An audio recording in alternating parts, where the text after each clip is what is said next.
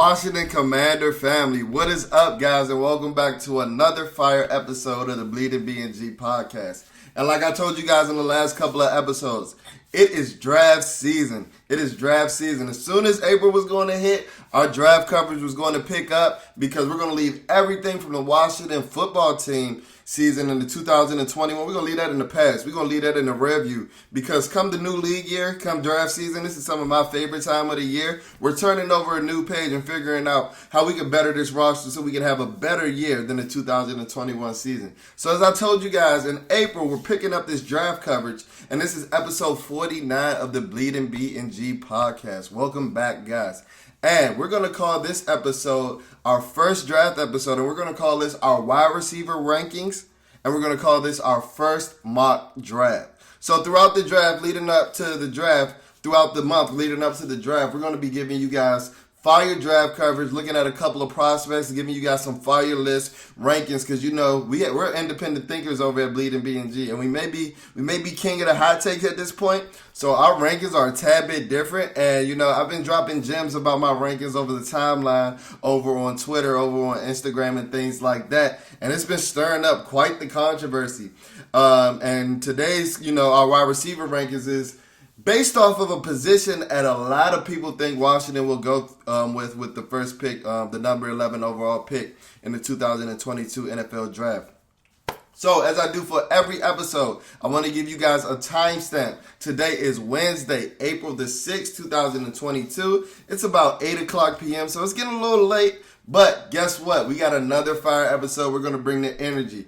Make sure that if you're looking at this on YouTube, be sure to like, comment, and subscribe. I'm loving the interactions, and they're picking up over on the YouTube platform. Be sure to like everything. Be sure to comment everything. Be sure to subscribe. Make sure to comment, guys. I love talking to you guys on the YouTube platform. And make sure we keep them interactions going, because that's what I live for over here at BleedingBnG, especially with the Washington Commander community, meeting new fans throughout the YouTube platform. And if you're listening to this on the audio platform, be sure to rate and review on specific apps such as, Apple Podcasts and Spotify. But let's get into this episode. Let's get into this fire episode. So as I mentioned, the first thing we're going to touch base on is our wide receiver rankings. And like I said, a lot of guys and a lot of girls in the Washington Commander community think that we seem to be going within, this is the position that we'll be going with at the number 11 overall pick in the first round. And while I wouldn't mind it, I don't think that it's a guaranteed shoe-in. I do not think that that's a guaranteed shoe-in. And if I was given the percentages, I may lean, 60-40, because Washington does seem to, have their eye on one specific prospect that I'll touch bases on later in this episode, who does happen to be a receiver. So they're definitely snooping around the position. And one of the reasons why I wouldn't think that it's necessarily a shoo-in is, you guys know, over here at BleedingBnG, we were extremely hard on Jalani Brown last year. But I did understand that this is a guy that we brought in to be a deep threat receiver, downfield receiver, and we paired him with a quarterback in Taylor Heineke who couldn't necessarily get the ball downfield. So while, the prospects for Jalani Brown at this moment is very low, if you've been checking him out on his YouTube page, you see that he's been working and things like that. So, a third round draft pick like we spent on Jalani last year, that isn't, weak draft capital. That's pretty premium draft capital. And like I told you guys in our last episode regarding like a guy like Terry McLaurin, who was also a third round pick, we expect those guys to produce. So, while I wouldn't be opposed to a wide receiver being the pick at 11, I just wanted to be the right receiver, and I wanted to be a receiver that's going to come in and make an instant impact to justify taking them over a guy or guys that may slip, like Kyle Hamilton, Derek Stingley Jr., and things like that. Those are some defensive prospects that I'm really keen on if they're there at 11. And a lot of mock drafts are projecting them to slide. And I think that those guys will be instant impact contributors on your defense. But we're going to talk about that in another episode. Today, it's all about those receivers, baby. It's all about those receivers. So this is BleedingBnG's top 5 with an honorable mention. This is BleedingBnG's top 5 wide receiver rankings for the 2022 NFL draft class. And the reason why I'm only giving you guys my top 5 with an honorable mention, so technically my top 6, is because these are the guys that I think are going to be taken within the first 2 rounds. There may be some additional guys like a Jahan Dotson, like a Sky Moore, like a Alec Pierce. Those guys didn't make our list. So those are the 3 other guys that may be drafted within, the second round and things like that. But this is our top 6 wide receivers, or our top 5 with an honorable mention. So checking in at number 1, drum roll please. It's like, nah.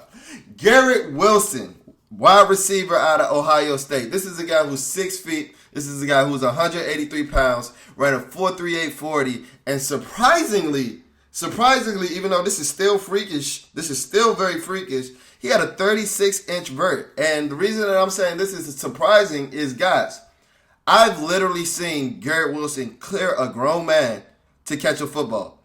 You guys need to go back and watch that 2019 Fiesta Bowl game against the Clemson Tigers. This man literally jumped over the DB's head to catch a football. And at that moment, I believe this was his freshman year. I was like, bro, this dude has a 60-inch vertical. And while studying him over the course of the draft season and things like that, and playing that game again, I think that his vertical might be higher than I initially thought. I was like, this is Michael Jordan playing basketball. If you guys don't know what I'm talking about, please go ahead and check out the YouTube. Garrett Wilson's catch against the Clemson Tigers is one of the freakiest catches you'll ever see in your life. Trust me. So the 36-inch vert did come as a surprise, but don't think that I'm disappointed, because that still is a freakish number.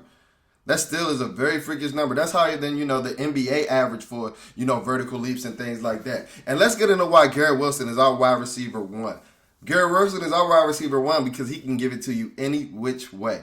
He can give it to you any which way. This is a burner. This is a guy with 4.38 speed. This is a freak. This is a guy that can beat you downfield with the speed, but he can also beat you downfield just jumping over your head. And while you think of his measurables at 6 feet, 183 pounds, while those aren't necessarily dynamite measurables, this is a guy that plays way bigger than his size. Week in and week out. I've seen it for 3 years at Ohio State. I'm a big Ohio State fan, and I've watched Garrett Wilson, really become a superstar before our eyes. And like I said, he can just give it to you any which way. And over here at BleedingBnG, we love guys that can beat you on all 3 levels, whether that be short, whether that be intermediate, and whether that be deep. And like I told you, Garrett Wilson can give it to you any way you want.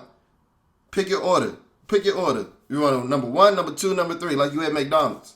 I love this guy. The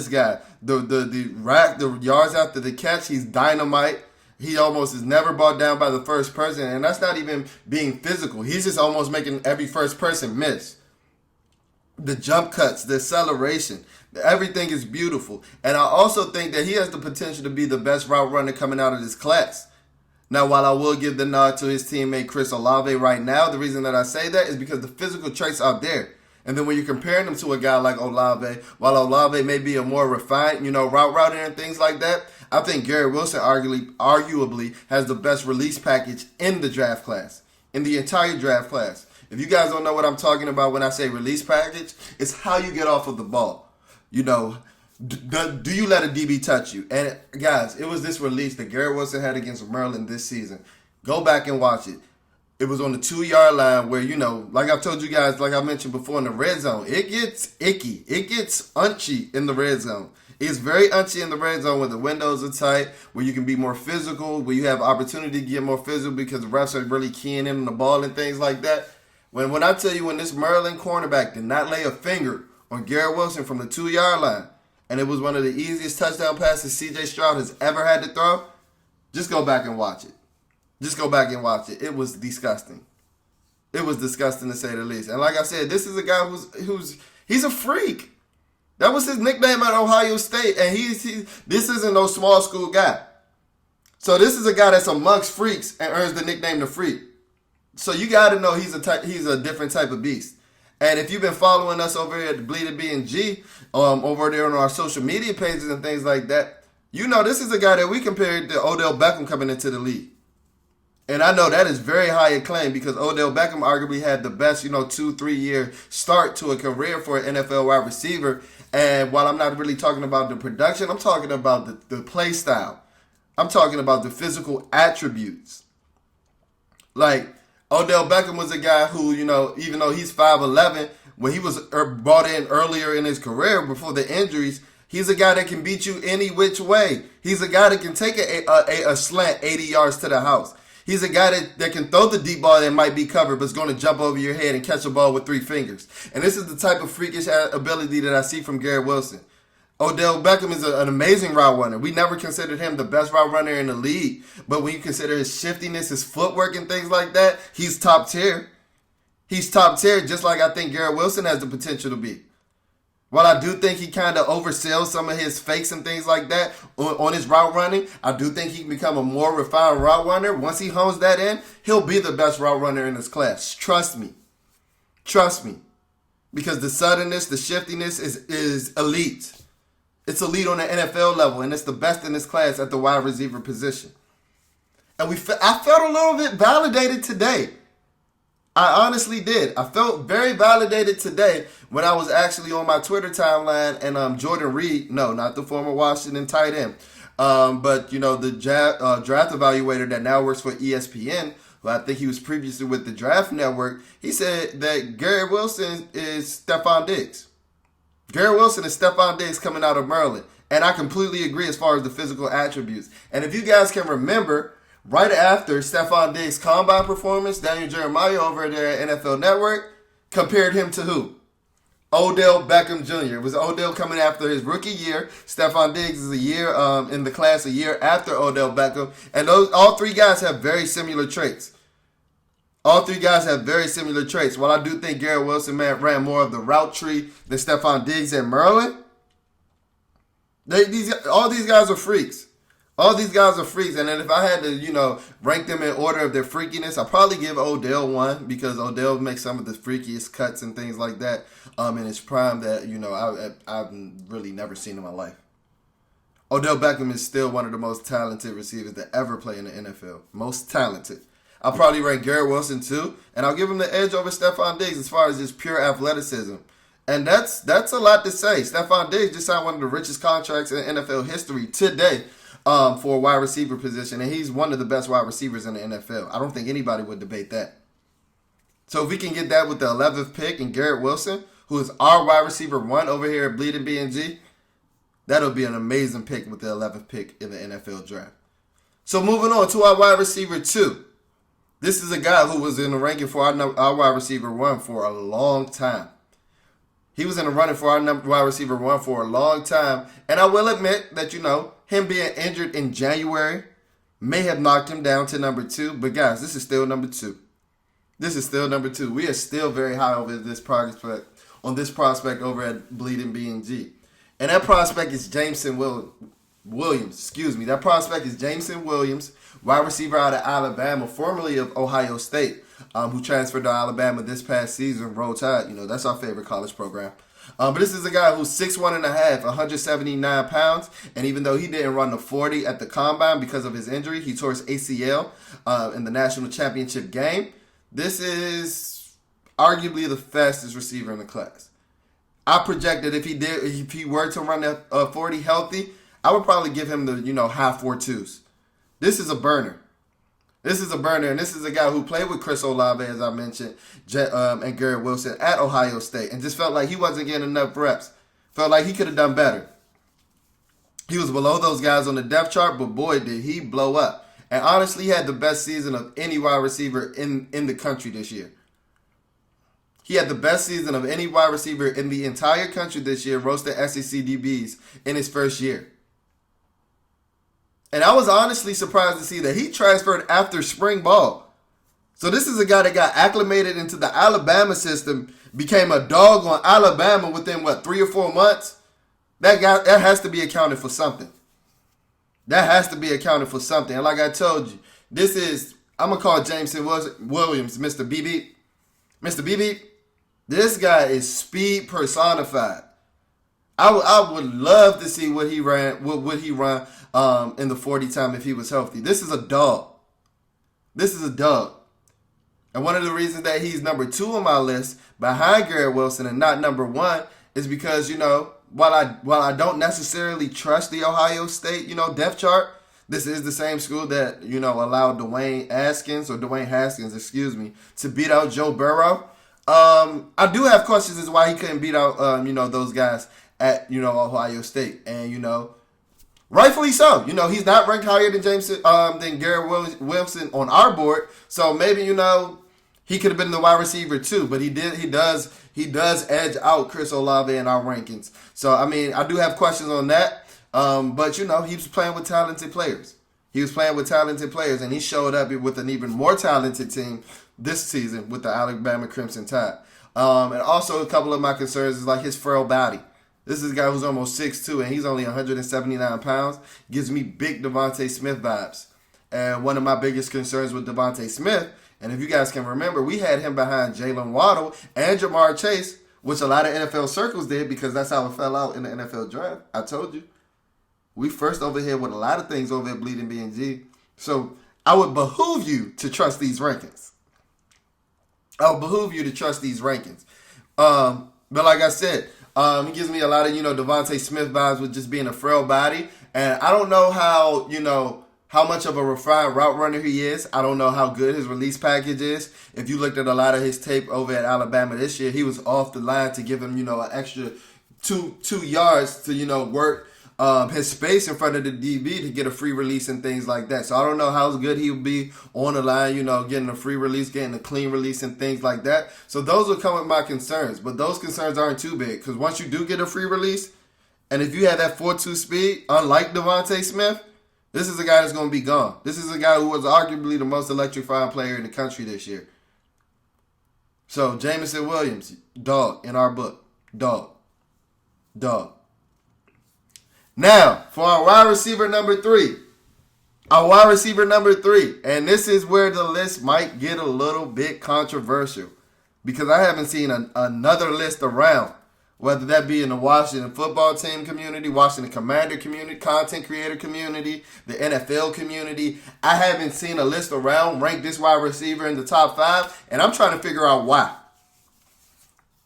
I'm honestly trying to figure out why. And if you don't know who I'm talking about, this player that I'm talking about is wide receiver George Pickens out of the University of Georgia. This is a 6'3", 195-pound beast who had a 4.4 flat in the 40 with a 33-inch vertical. This is a beast. This is a grown man. And guess what? We're not prisoners of moment over here at BleedingBnG. We're not prisoners of recency bias over here at BleedingBnG. This is a guy that before he injured his ACL during spring practice in the 2021 season, he was better than all these dudes. He was better than all of these dudes. Garrett Wilson, Jameson Williams, anybody you want to name. He was better than them. Doing it at a younger age. This is a guy that was born in 2001. He's the second youngest wide receiver in our rankings. And I made a tweet yesterday that said, I don't know who needs to hear this, but George Pickens greater than signed Chris Olave. And you guys tore me apart. You want to know why? Because you becoming infatuated with these Ohio State wide receivers. But in our rankings, our rankings is, a combination of a lot of things. Production, how low a player's floor can be, and ultimately how high a player's ceiling can be. And I think that George Pickens can have the highest ceiling in the entire draft class. This is a guy that I've compared to Devontae Adams. This is a guy who has the best hands in the entire draft class. He is the best natural catcher in the entire draft class. And like I told you, this is a guy who 2 years ago in 2019, when he was torching SEC DBs as a 19-year-old, as an 18-year-old, let me give him his credit. When he was torching SEC DBs at an 18-year-old, He was the widely acclaimed wide receiver 1. But now I see everybody dropping him down his list. Like, we haven't seen him return since his injury. But guess what? Like I told you, this is a guy that tore his ACL in the spring and came back to compete in Clemson's championship run. I believe he played the last 2 games of the season. That's freakish healing if we're being honest with ourselves. Making plays. It wasn't just like he was out there vibing. Making plays. If you guys can't remember the phenomenal catch he made in the championship game, almost like a one-handed somersault. This guy has the highest ceiling of any wide receiver in this entire draft, and y'all are just sleeping on him. And I do not like the disrespect. I do not like the disrespect at all. Because guess what? He was better than all these dudes before his knee injury. And he's showing you he's all the way back, because the one concern that I had was his speed coming back from the injury, because he wasn't necessarily a blazer. Even when he was torching those SEC DBs as fully healthy, 4.4 flat in the 40 at the combine. 4.4 flat at the 40 in the combine. What? He should have automatically jumped back into your top 5 after his combine performance. This is the most natural, most talented wide receiver in this draft class. And like I told you with Garrett Wilson, we love dudes that can beat you any which way. That can beat you at all 3 levels. Short, intermediate, and deep. I believe Garrett Wilson and George Pickens are the only 2 dudes that do it at all 3 levels. I don't think Jameson Williams is able to beat you short just yet. He's not that good of a refined route runner yet. The deep ball, though, he got that. But let's get back to George Pickens, because I'm going to give this man the respect he deserves. I was shocked when I saw him weigh in at 195 pounds in the combine. But I get it. He wanted to run a fast 40. You want to know why I'm shocked? George Pickens can have a highlight reel compilation of him body slamming corners on run blocking plays. This is the most physical blocker in the draft class, along with being the most natural receiver. He can have a compilation of him body slamming dudes on run plays. And he coming in at 195 pounds. I could have swore he would have played around 215, 220. This is a beast. This is a beast. And I told you, I think he has the highest ceiling of any receiver in the draft class. He's the only receiver. Oh, I'll give Garrett Wilson this as well. He's the only receiver that I think can top out at top 5 in the league status. Those two.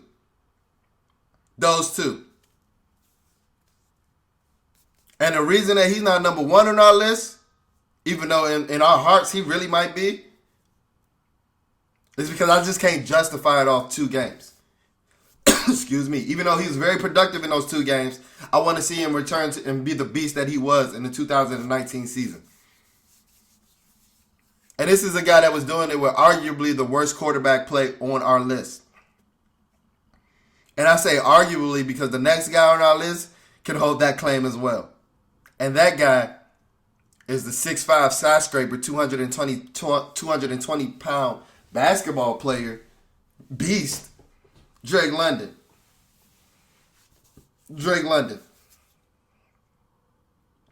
And I was a guy that early in this process wasn't giving Drake London his due respect, and I apologize.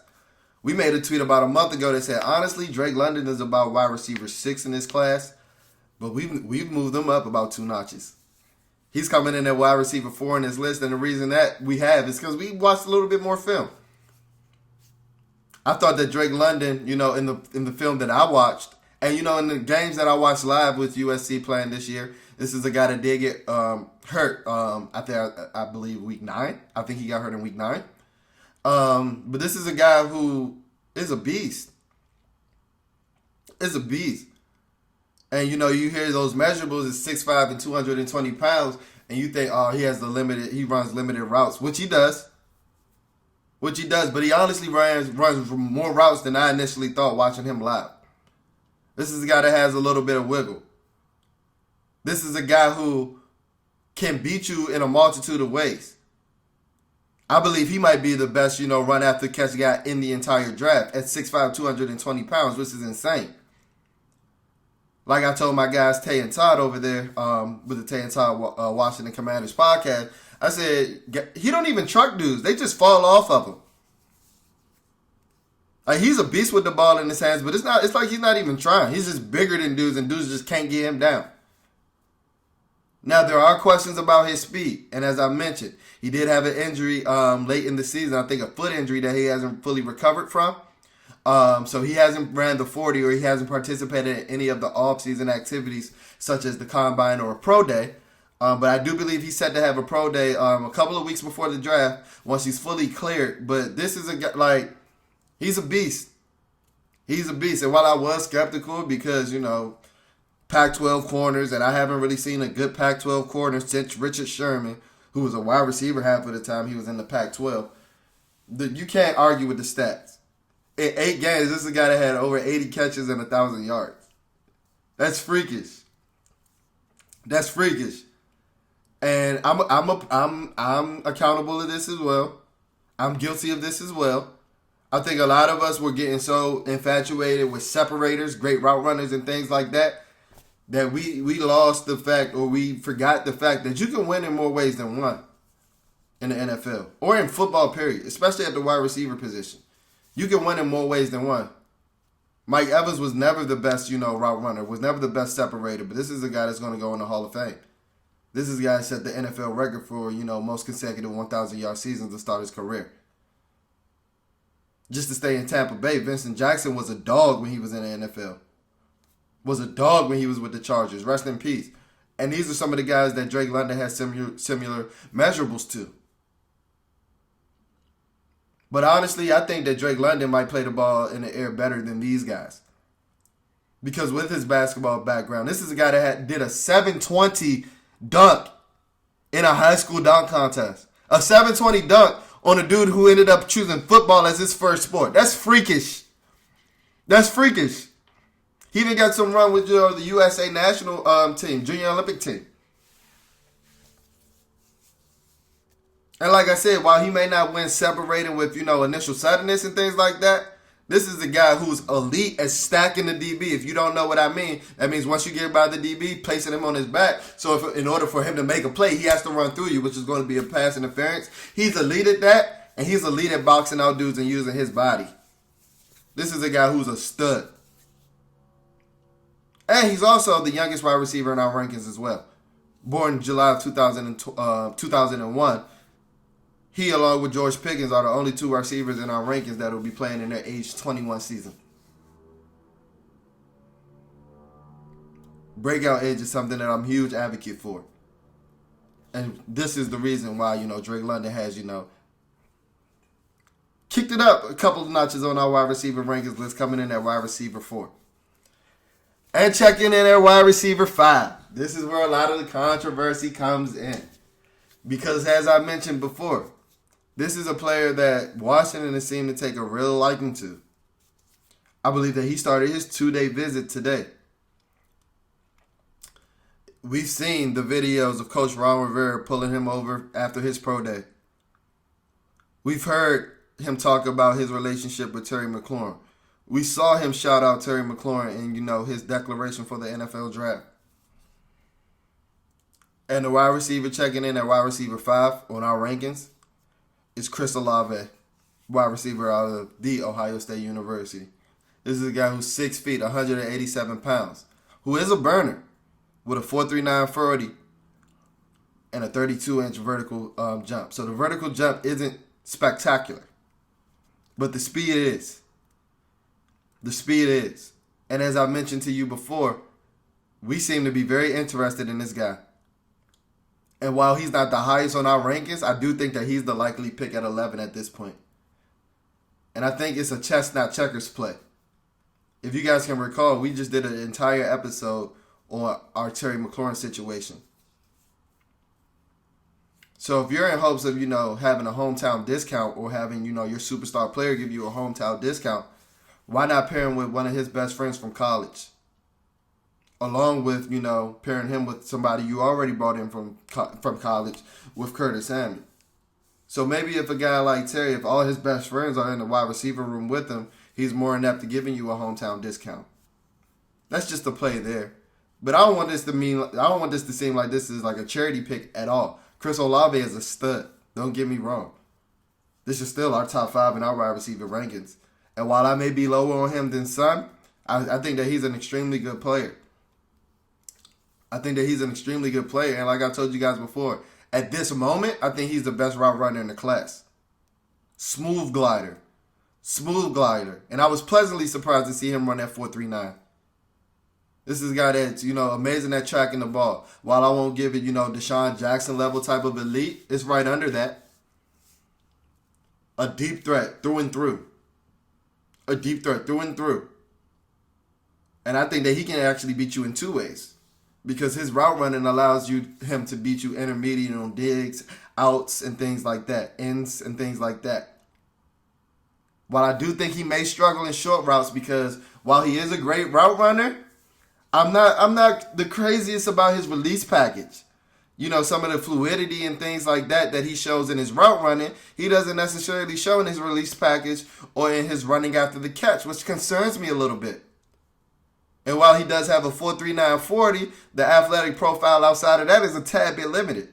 A 32-inch vertical leap isn't crazy. He isn't the strongest. His play strength is very weak. He's a finesse player to say the least. And out of the numerous game films that I've watched him, and while it doesn't show up often, because I will admit, once he beats you deep, he's gone. You are not catching him. And it happened over and over and over and over and over again at Ohio State. But when he had to win at the catch point, I didn't think he could. And I very rarely saw it, if ever. So his play strength, his physicality are some of the concerns that I have, along with him being the oldest guy on this list so far. So this is just a tad bit of the couple of concerns that I have. But this is a great player through and through.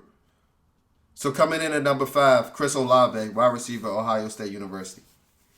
And at number 6, this is the last receiver that I think will be taken in the first round. This is a guy that was mocked to Washington a lot early in the pre-combine, mock drafts and things like that. But after, a poor combine showing and me watching film and things like that, not only I, but guys in the NFL circle have, cooled off on, wide receiver Treylon Burks, who is our wide receiver 6 or our honorable mention in our wide receiver rankings over here at BleedingBnG. This is a guy who's about 6'3", 225 pounds. And the reason that, we've cooled off on him over at BleedingBnG is because while he's exceptional with the highlight plays, his game is just a tad bit raw. And I heard him compare himself to a guy like Deebo Samuel, who I still believe is raw as, a receiver as well, even though he set the league on fire this year.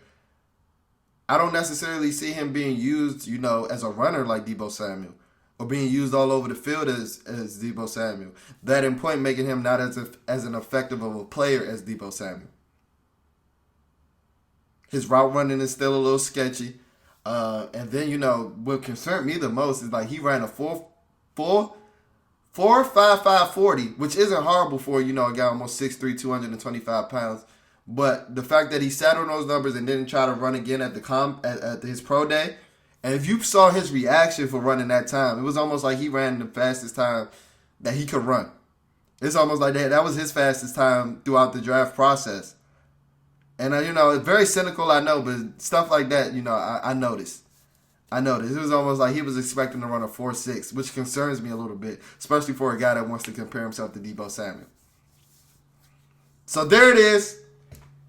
Our wide receiver rankings are top 5 with an honorable mention over here at BleedingBnG. Please let us know how you feel about this list.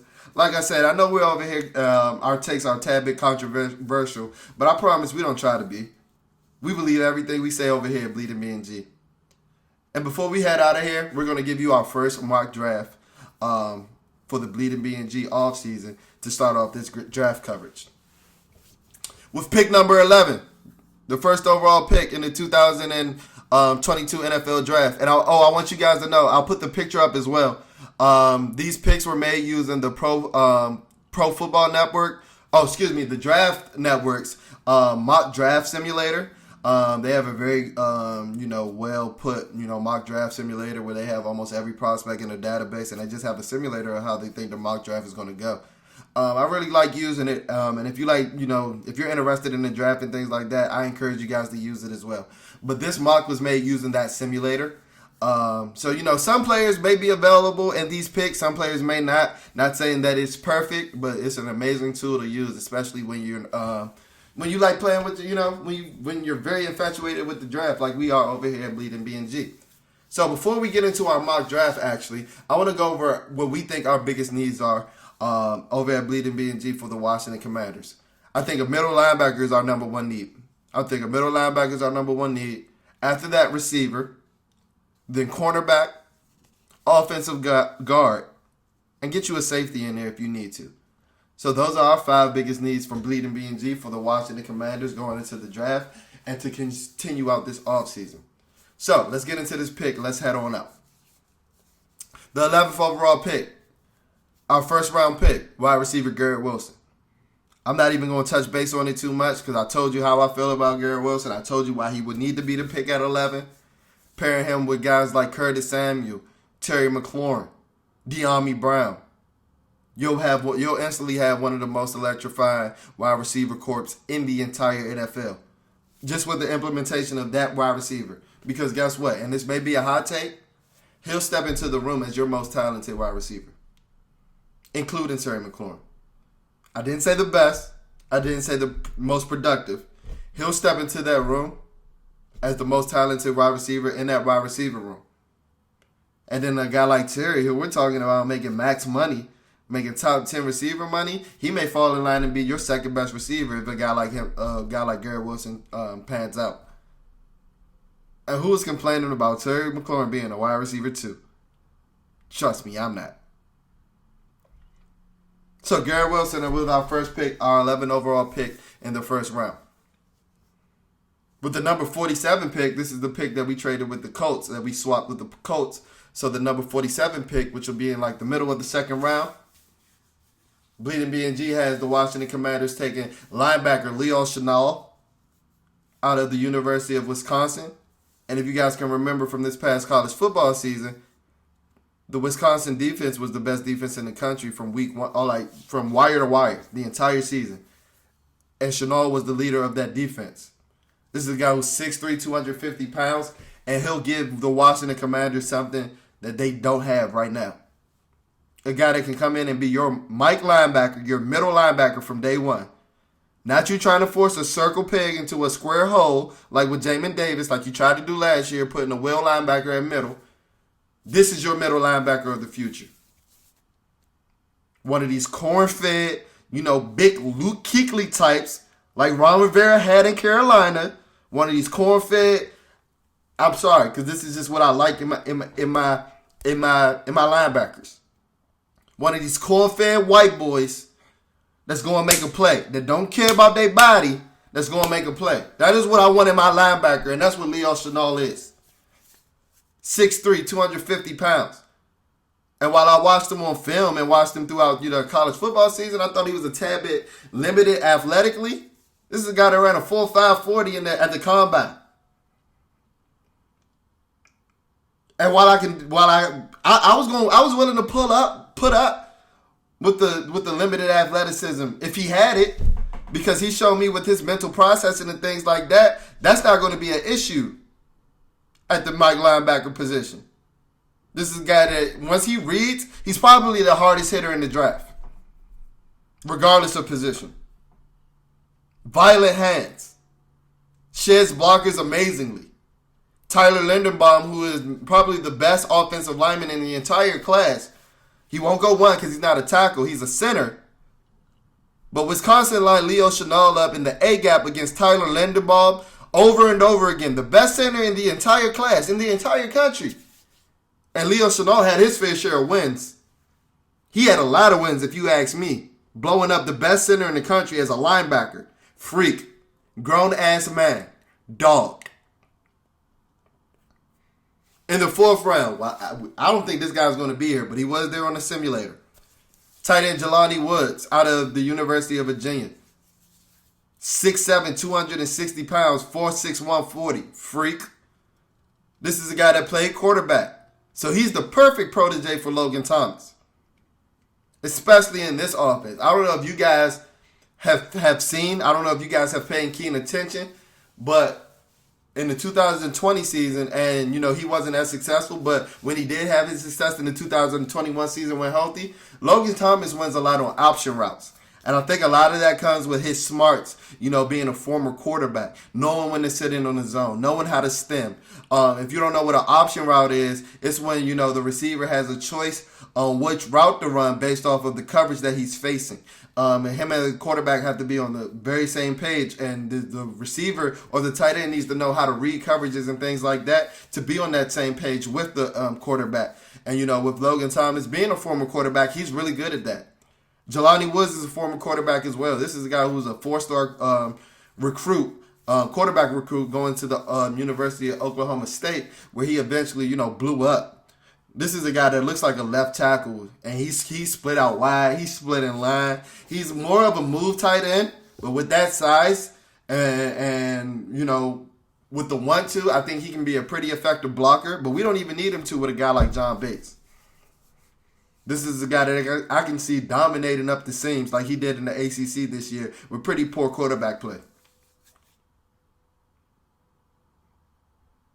So in the 4th round, we get our tight end of the future, Jalani Woods.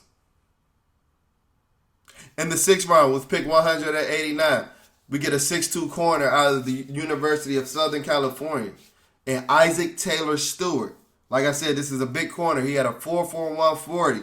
And this is a guy who, over at Carolina, and, just Coach Ron Rivera's history. He's known to keep him a big DB, whether that be an agent, Charles Tillman, whether that be Josh Norman, whether that be James Bradbury. These are guys who, not all of them had the highest, draft pedigree, but Coach Rivera just is known to keep a big corner on his roster. And this is one that fits the bill. And while he wasn't necessarily the most productive player in college, the physical tools are there. And if he can get coached up and developed with his size and his measurables and his speed and things like that, and he becomes more aware in coverage, I think he can turn out to be a pretty decent player. Keeping it in the secondary with the 230th pick, with the 7th round pick, we draft Marquis Bell, safety out of FAMU, formerly of Maryland. And I know a lot of people hear that HBCU and say, oh, FAMU, he played at an HBCU. He must not be able to play at this level. False. This is a 4-star recruit that, went to the University of Maryland. Never played a game. Got in a little bit of trouble. But let's not act like the talent isn't there. And just like Isaac Taylor Stewart, he brings you NFL size. At a 6'2", a 212-pound safety that runs a 4'4", 140. And what I like about Bell is his willingness to stick his nose in there. Now, like I said, that was on the lower level, so I'm hoping he's just as willing once he hits the NFL, having to tackle tanks and things like that. But I love his prospects, and I think that this is a guy that can make the back end of the roster and contribute on special teams along with Taylor Stewart as well.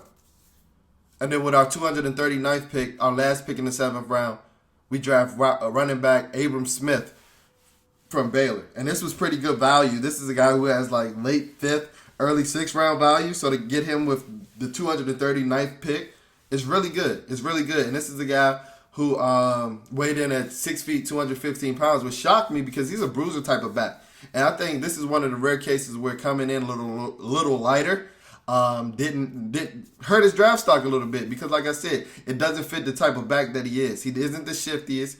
This is a former linebacker, so like I said, he runs very physical. He's willing to stick his nose in there. And, he's a guy that can come in and compete with a guy like Jared Patterson for the, that third running back role with us, featuring Antonio Gibson once again and re-signing JD. So that was it for our first mock draft, along with our wide receiver rankings. So thank you guys for tuning into another episode of the BleedingBnG podcast. If you haven't already, be sure to like, comment, and subscribe on all of our videos on our YouTube page. If you're listening to this audio only, we're available on all podcast platforms at this point. If you're listening to this on Apple Podcasts or Spotify specifically, be sure to leave a rating, leave a review. Let's finesse these algorithms so that anything that you're looking for, Washington Commanders, BleedingBnG is your number one content source that comes up. You know, we're finessing these algorithms. I want to be the first thing that comes up whenever you look for anything Washington Commander. Also, if you're not checking us out on our social media pages, be sure to check us out on our Instagram. Our Instagram is at BleedingBnG. That's BleedingBnG, BnG. Our Twitter handle is spelled a tad bit different. That's at BleedingBnG, BleedingBnG. So there's only one G in our Twitter handle. And be sure to check those pages out. Like I said, we pushed this mock draft out 2 days ago on our Instagram page. Daily discussions. You know, we give our hottest of hot takes over there on Twitter to stir up some conversation because we love communicating with our Washington Commander family. And if you love this episode of the BleedingBnG podcast, be sure to subscribe.